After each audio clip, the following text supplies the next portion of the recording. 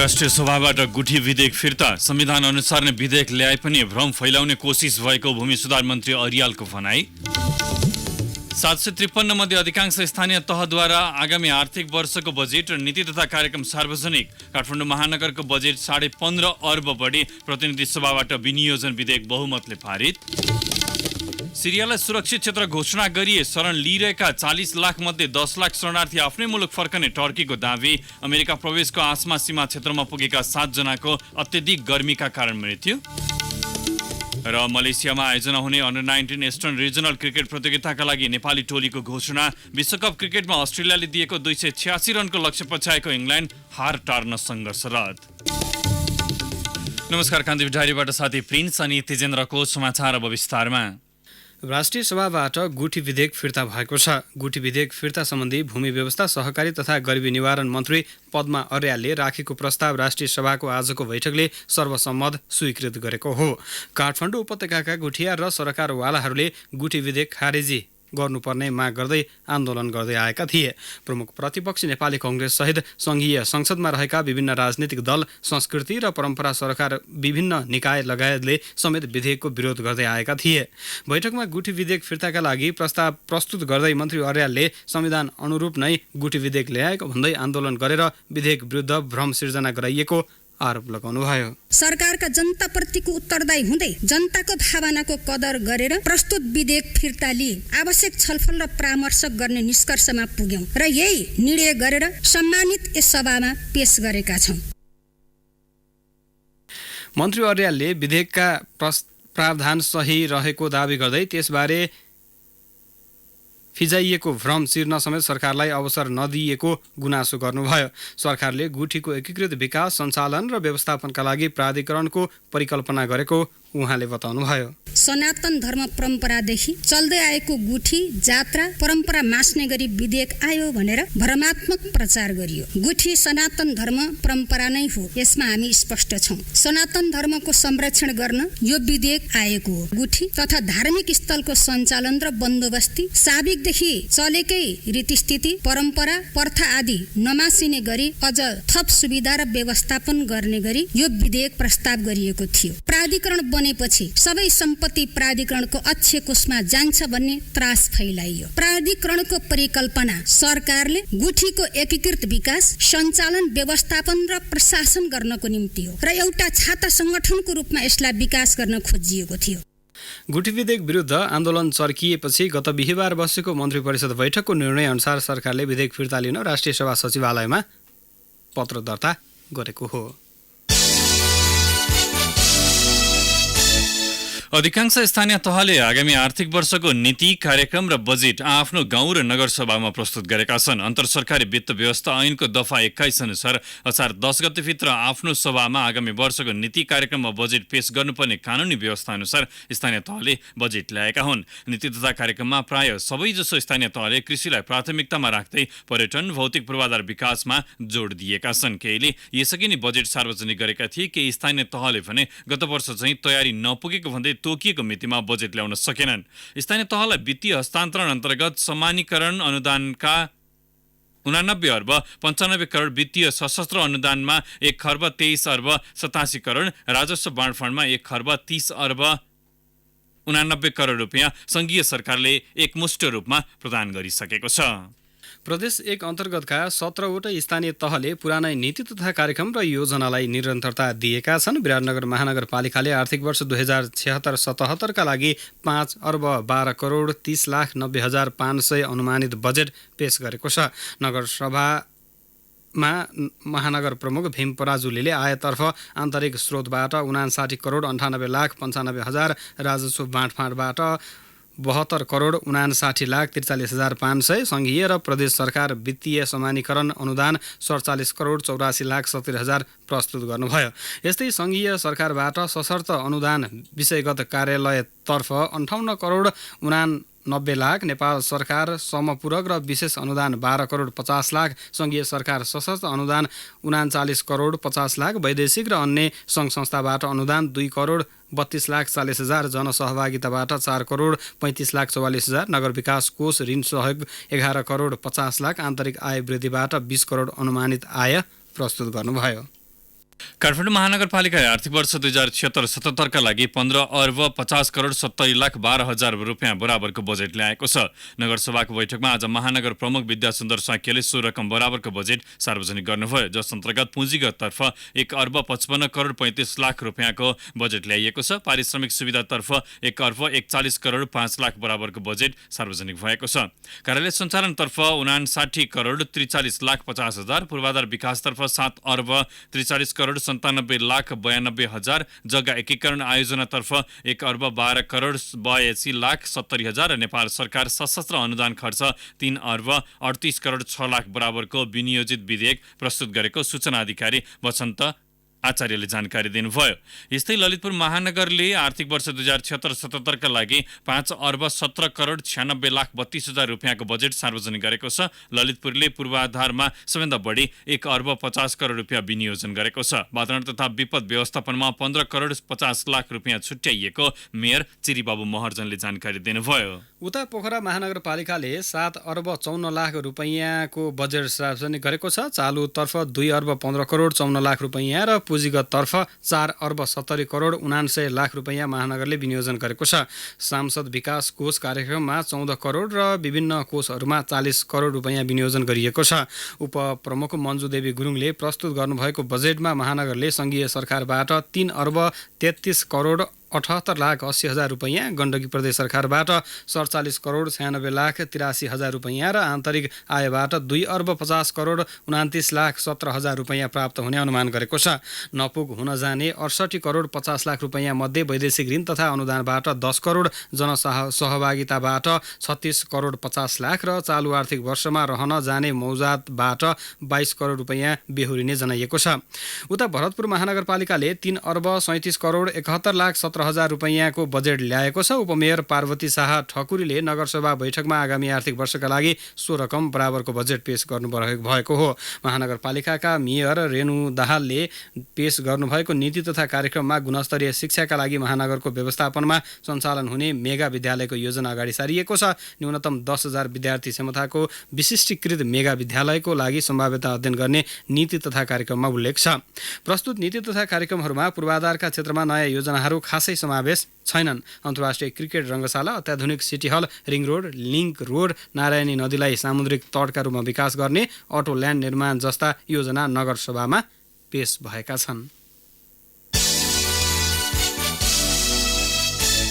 समाजवादी पार्टीबाट प्रतिनिधि सभामा सदस्य प्रदीप यादव पार्टीबाट 6 महिनाका लागि निलम्बित हुनुभएको छ। फ्री तिब्बतको कार्यक्रममा सहभागी भएपछि विवादित बनेका सांसद यादवलाई समाजवादी पार्टीको आज बसेको केन्द्रीय कार्यकारिणी समिति बैठकले 6 महिनाका लागि निलम्बनको निर्णय गरेको हो।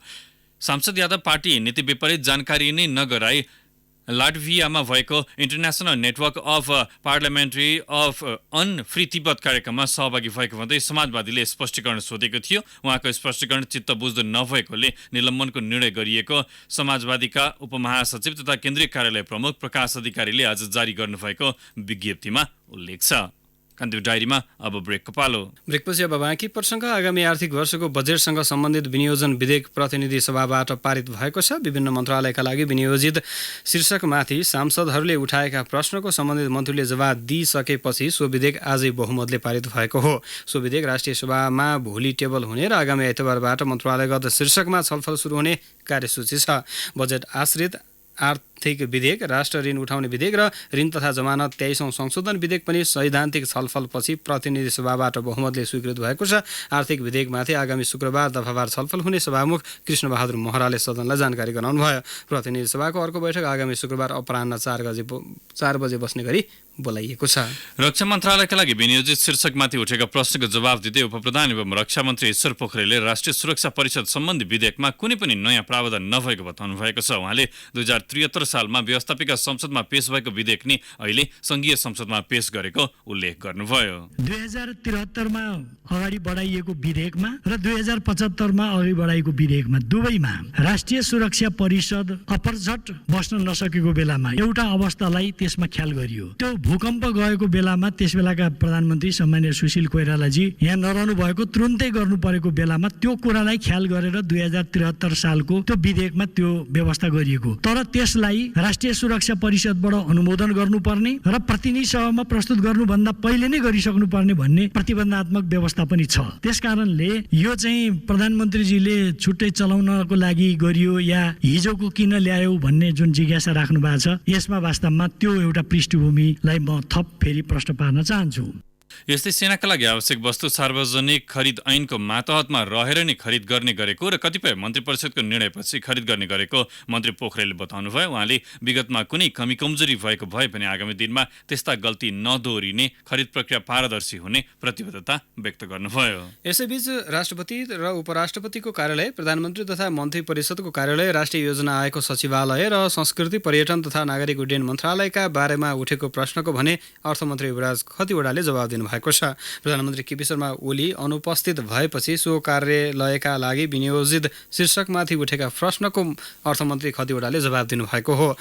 जवाब दिने क्रममा मन्त्री खतिवडाले पर्यटन बोर्ड आफैसँग 1 अर्ब पुँजी भएकाले सरकारले सो क्षेत्रका लागि बजेट कम विनियोजन गरेको बताउनुभयो। उहाँले नेपाल वायुसेवा निगमको वाइड बडी विमानको लागि गन्तव्य विस्तार गर्न सरकार लागि परेको पनि उल्लेख गर्नुभयो।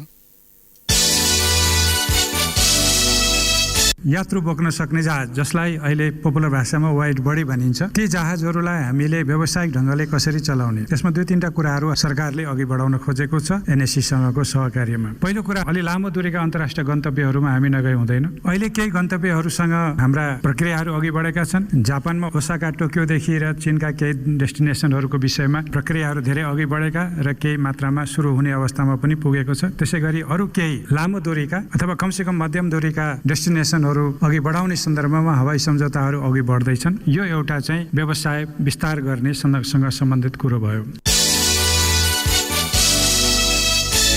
भूकम्पको 4 वर्षपछि औपचारिक रूपमा मालवाहक सवारी साधन सञ्चालनमा आएको तातोपानी नाकामा व्यापारिक गतिविधि भने ठप्प देखिएका छन्। उन ल्याउँदै आंशिक रूपमा खुलाइएको नाका अहिले मालवाहक कन्टेनर समेत गुडेका छैनन्। वर्षासँगै सीमा झनै उराठ लाग्दो देखिएको छ। चीनतर्फ भौतिक संरचना र व्यापारिक स्थल पुनर्निर्माण भइरहेकाले तत्कालका लागि मालवाहक सवारी मात्रै सञ्चालन गरिएका थिए। भोटेकोशी गाउँपालिकाका प्रमुख राजकुमार पौडेलले भन्नुभयो, व्यापारिक तयारी भइरहेकाले कन्टेनर पनि खासै नेपाल भित्रिएका छैनन्। सबै संरचना यत्तिकै थन्किए चाहिँ बसिरहेका छन्।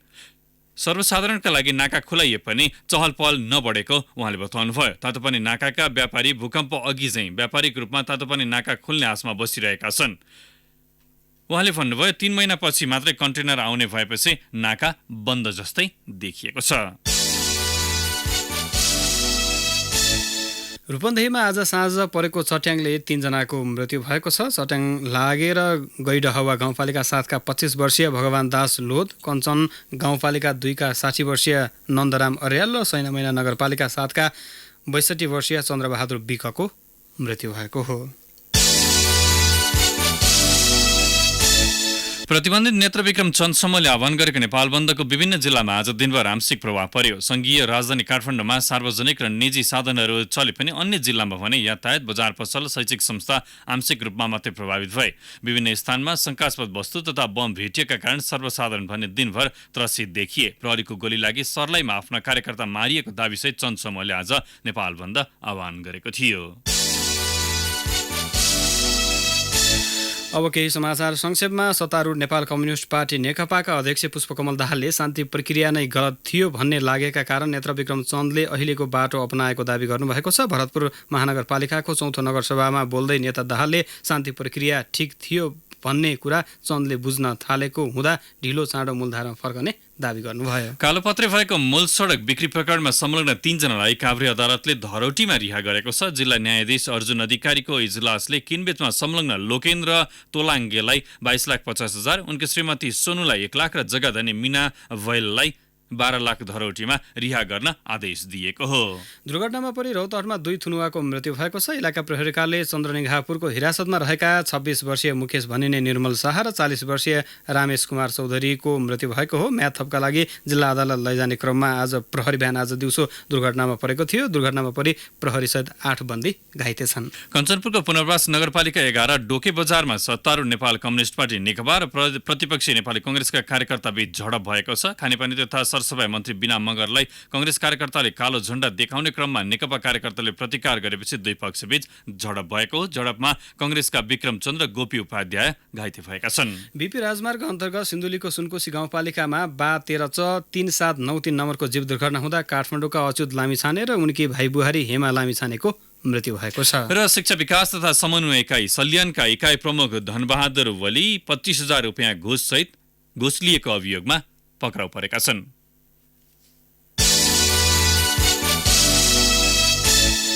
कान्तिपुर डायरीमा अब चितवन डायरीको पालो। चितवन डायरीबाट रमेश कुमार पौडेलको नमस्कार। राप्ती नगरपालिकाको पहाडी क्षेत्रमा पर्ने वडा नम्बर 10, 11, 12 र 13 का 57 घरले व्यावसायिक रूपमा मौरी पालेर आम्दानी लिन थालेका छन्। वर्षमा 42 टनसम्म मह उत्पादन हुन गएको छ। प्रधानमन्त्री कृषि आधुनिकीकरण परियोजना मौरी जोन चितवनको सञ्चालक समितिका संयोजक रहेका धर्मराज लामाका अनुसार 60 सालपछि सो क्षेत्रमा मौरी पाल्न सुरु भएको हो। महबाट गाउँमा 1 करोड रुपियाँभन्दा बढी आम्दानी हुन्छ। यो वर्ष मह सङ्कलन केन्द्र समेत खोलेको छ। मौरी पाल्ने 57 घरमा चेपाङ समुदायका धेरै रहेको धर्मराज लामाले बताए। सर्वोच्च अदालतले निकुञ्जभित्र कुनै पनि भौतिक निर्माणका कार्य नगराउनु भनेर दिएको आदेशका बावजुद सत्तारूढ नेपाल कम्युनिस्ट पार्टी नेकपाका अध्यक्ष पुष्पकमल दाहाल निकुञ्जभित्रको बाटो कालोपत्री गर्ने पक्षमा उभिएका छन्। सोमबार माडी नगरपालिकाको तेस्रो नगरसभा उद्घाटन गर्दा दाहालले निकुञ्जभित्रको सडक कालोपत्री गर्ने तयारी चलेका बेलामा नै अदालतको आदेश आएको बताउनुभयो। अदालतले बाटो नबनाउनु भने पनि अदालत र अन्तर्राष्ट्रिय समुदायसँग कुरा गरेर कालोपत्री सुरु गर्ने उहाँको भनाइ थियो। चितवन 3 का सांसद समेत रहेका अध्यक्ष दाहालले संसदीय निर्वाचनमा निकुञ्जभित्र आकाशे पुल वा भूमिगत मार्ग बनाएर माडीमा यातायात सुविधा पुर्याउने प्रतिबद्धता जनाउनु भएको थियो। चितवन निकुञ्ज विश्व सम्पदा सूचीमा सूचीकृत भएका कारण निकुञ्जभित्र पूर्वाधार सम्बन्धी कामहरू गर्दा युनेस्को सहमति र EIA स्वीकृति गरेर मात्र काम गर्नुपर्ने हुन्छ। सर्वोच्च अदालतले फागुन 1 गते गरेको फैसलामा यही प्रावधानलाई स्वीकार गर्न भनिएको थियो। सरकारी निकाय कृषि ज्ञान केन्द्र चितवनले कोदो, फापर, जौ, उवा, लट्टे, चिनो, कागुनो जस्ता रैथाने बालीको संरक्षण र प्रवर्धन सुरु गरेको छ। चितवन मकवानपुर कार्यक्षेत्र रहेको ज्ञान केन्द्रले 12 थरी रैथाने जातको पहिचान गरेको छ। कोदो फापरको पानी रोटी वा ढिँडो खाने चलन छ, तर कोदो र फापरको पिठोको रोटीबाट मोमो बन्न सक्छ, केक तयार हुन्छ। यस्ता परिकारहरू बनाएर रैथाने बालीको खपत बढाउने योजना बनाएको कृषि ज्ञान केन्द्र चितवनका बाली विकास अधिकृत माधव पौडेलले बताउनुभयो। भरतपुरको बीपी कोइराला मेमोरियल क्यान्सर अस्पतालले औषधि पसल फार्मेसी सञ्चालन गरेको छ। क्यान्सर उपचारमा निकै महँगो औषधि प्रयोग हुन्छ। बाहिरका औषधि पसलबाट महँगोमा औषधि किन्दै आएका उपभोक्ताहरूलाई अस्पताल आफैले फार्मेसी सञ्चालन गरेपछि राहत पुग्ने अस्पतालका कार्यकारी निर्देशक डाक्टर विजय चन्द्र आचार्यले बताउनुभयो। उहाँका अनुसार फार्मेसीमा बिरामीलाई चाहिने 80% औषधि उपलब्ध छन्। हवस् त चितवन डायरी आजलाई यति नै। रमेश कुमार पौडेललाई बिदा दिनुहोस्। नमस्कार। रमेश कुमार पौडेलको चितवन डायरीपछि कान्तिपुर डायरीमा पुनः ब्रेकको पालो। अब अन्तर्राष्ट्रिय प्रसङ्ग। सिरियालाई सुरक्षित क्षेत्र घोषणा गरिए 10 लाख सिरियाली शरणार्थी आफ्नै मुलुक फर्कने टर्कीले दाबी गरेको छ। 40 लाख सिरियालीलाई शरण दिइरहेको टर्कीले सुरक्षित क्षेत्र घोषणा गर्न पहल गरिरहेको टर्कीका राष्ट्रपति रिसेप तय्यब एर्दोगानले बताउनु भएको छ। आइएस मुक्त भएको सिरियामा टर्कीबाट 3,30,000 मानिस फर्किसकेको राष्ट्रपति एर्दोगानको भनाइ छ। अमेरिका प्रवेशको आशामा सीमा क्षेत्रमा पुगेका 7 जनाको अत्यधिक गर्मीका कारण मृत्यु भएको छ। मृत्यु हुनेमा 1 महिला र 3 बालबालिका रहेको रोइटर्सले उल्लेख गरेको छ। अमेरिकी सीमा गस्तीका क्रममा भेटिएका उनीहरूको केही दिन अघि नै मृत्यु भएको दावी गरिएको छ। टेक्सास राज्यको रियो ग्रान्डे नजिक उनीहरू फेला परेका थिए। मृत्यु हुनेहरूको परिचय र मुलुक खुलाइएको छैन। सीमामा कडा सुरक्षाका कारण तस्करहरूले नदी तथा मरुभूमिको असुरक्षित मार्ग हुँदै मानिसहरूलाई अमेरिकी प्रवेश गराउन खोज्दा उनीहरूको मृत्यु भएको हुन सक्ने आशंका गरिएको छ। अब खेल प्रसङ्ग। मलेसियामा अर्को साता हुने ACC अन्डर-19 इस्टर्न रिजन क्रिकेटका लागि नेपाली टोलीको घोषणा भएको छ। रोहित कुमार पौडेलको कप्तानमा आज घोषणा भएको 14 सदस्यीय अन्तिम टोलीमा 4 जना नयाँ खेलाडीले स्थान बनाएका छन्। विशाल विक्रम केसी, खड्गबहादुर बोहरा, तिलकराज भण्डारी र लोकेश बहादुर बमले पहिलो पटक टिममा स्थान बनाएका हुन्। टिममा पवन सराफ, कमल सिंह ऐरी, रित गौतम, हरिबहादुर चौहान, प्रतीश जीसी र रसिद खानले स्थान पक्का गरेका छन्। यस्तै भीम सार्की, सागर ढकाल र कुशल मल्ल पनि अन्तिम 14 भित्र परेका छन्। नेपाल, सिङ्गापुर, म्यानमार र चीन रहेको समूह A मा रहेको छ। अर्को समूहमा आयोजक मलेसियासँगै हङकङ, थाइल्यान्ड र भुटान छन्। नेपालले आफ्नो पहिलो खेलमा असार 17 गते म्यानमारसँग प्रतिस्पर्धा गर्नेछ। NSJF पल्स स्पोर्ट्स अवार्ड अन्तर्गत 4वटा विधागत तर्फका मनोनयन आज सार्वजनिक गरिएको छ। नेपाल खेलकुद पत्रकार मञ्चले आज पत्रकार सम्मेलन गरी वर्षको उत्कृष्ट पुरुष, महिला, युवा तथा प्रशिक्षक विधाको मनोनयन सार्वजनिक गरेको हो। उत्कृष्ट पुरुष विधाको खेलाडी मनोनयनमा प्याराग्लाइडिङका युकेश गुरुङ, क्रिकेटका पारस खड्का र सुम्पल कामी, गल्फका शुक्रराज राई, जुडोका इन्द्रबहादुर श्रेष्ठ छन्। यस्तै वर्ष महिला खेलाडीको मनोनयनमा फुटबलकी सावित्र भण्डारी, भलिबलकी सरस्वती चौधरी, क्रिकेटकी सीता राणा मगर, जुडोकी मनिता श्रेष्ठ र ताइक्वान्डोकी निमा गुरुङ छन्। यस्तै युवामा ब्याडमिन्टनका प्रिन्स दाहाल, एथलेटिक्सका अजित कुमार यादव, क्रिकेटका ललित नारायण राजवंशी, फुटबलकी मञ्जली योन्जन र करातेका विजय श्रेष्ठ मनोनयनमा परेका छन्। प्रशिक्षकमा प्याराग्लाइडिङका योगेश भट्टराई, क्रिकेटका जगत टमाटा, एथलेटिक्सका धनीराम चौधरी, भलिबलका ज्ञानेन्द्र विष्ट र फुटबलका हरिखण्डका मनोनयनमा परिसकेका छन्। पिपल्स चोइसको मनोनयन भने यसअघि नै सार्वजनिक भइसकेको छ।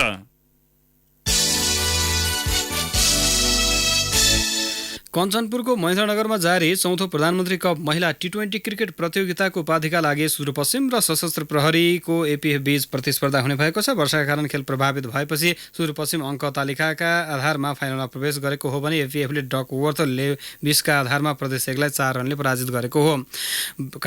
यसैबीच काठमाडौँमा जारी उपमेयर कप नगरपालिका महिला फुटबल प्रतियोगिताको उपाधिका लागि विराटनगर महानगरपालिका र सिन्धुपाल्चोकको 12 विषय नगरपालिका बीच प्रतिस्पर्धा हुने भएको छ। उपाधि भेटन्त आगामी बिहिबार हुनेछ। ICC cricket world cup 2019 special brought to you by IME pay जे पे गर्दा पनि IME पे भए चाहियो के। आईसीसी क्रिकेट वर्ल्ड कपमा अहिले 32औं म्याचमा अस्ट्रेलिया र इङ्ल्यान्ड बीच प्रतिस्पर्धा भइरहेको छ। दुवै टोली चिर प्रतिद्वन्दी हुन्। अस्ट्रेलियाले 286 रनको लक्ष्य दिएको थियो। इङ्ल्यान्ड केही सुस्ताएको छ। उसले लक्ष्य पछ्याइरहँदाखेरि अहिले 4 विकेट गुमाएको छ। 27 ओभरको उसले खेल खेलिसकेको छ। यद्यपि बेन स्टोक्स र जस बटलरले 5औं विकेटका लागि 70 रनको साझेदारी गरेपछि इङ्ल्यान्ड केही राहतको सास महसुस गरिरहेको छ। राहतको सास फेरिरहेको छ।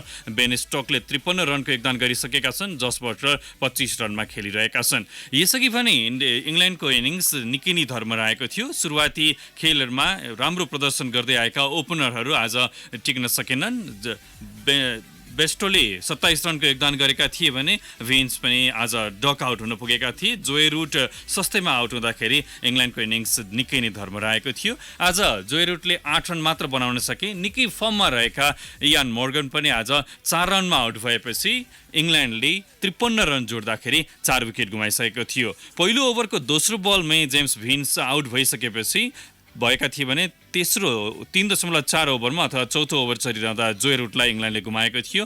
5.5 ओभरमा मोर्गन आउट भएका थिए भने जोनी ब्रेस्टो पनि 13.5 ओभरमा मात्र 27 रन जोडेर आउट भएका थिए। आजको खेलमा जासन बेहेरनड्रफले 2 विकेट लिएका छन्। यस्तै मिचेल स्टार्सको नाममा पनि 2 विकेट रहेको छ भने स्टोइनिसले पनि 1 विकेट झारेका छन्। आजको खेल इङ्ल्यान्डको लागि जित्नै पर्ने दबाव रहेको छ। यो पछाडिको खेलमा उसले यो जारी विश्वकपमा अपराजित रहेका न्युजिल्यान्ड र इङ्ल्यान्डसँग प्रतिस्पर्धा गर्नेछ। उनीहरू निकै फर्ममा रहेकाले पनि सेमिफाइनलमा स्थान बनाउन इङ्ल्यान्डलाई अस्ट्रेलिया विरुद्ध जित्नै पर्ने दबाव छ। यद्यपि 7.14 को रन रेटमा अब इङ्ल्यान्डले रन बनाउनु पर्नेछ। उसँग 5 विकेट मात्रै बाँकी छ। भर्खर मात्र अर्को विकेट इङ्ल्यान्डले गुमाएको छ र यो सँगै इङ्ल्यान्डले आफ्नो विकेटमा जस बटलरलाई गुमाएको छ र स्टोइनिसको बलमा 25 रनमा उनी आउट भएका छन्। यसअघि अस्ट्रेलियाले जम्मा 7 विकेट गुमाएर 285 रनको योगफल तयार पारेको थियो। क्याप्टेन एरोन भिन्स आज पनि फर्ममा देखिए। उनले शतक पुरा गरे भने डेभिड वार्नरले 53 रनको योगदान गरेका थिए। हस् त कान्तिपुर डायरी अहिलेलाई यहीँ सकिन्छ। प्रिन्स र तेजेन्द्र आज्ञा माग्छौँ। नमस्कार। सूचना र मनोरञ्जनको संवाहक रेडियो राष्ट्रको रेडियो कान्तिपुर।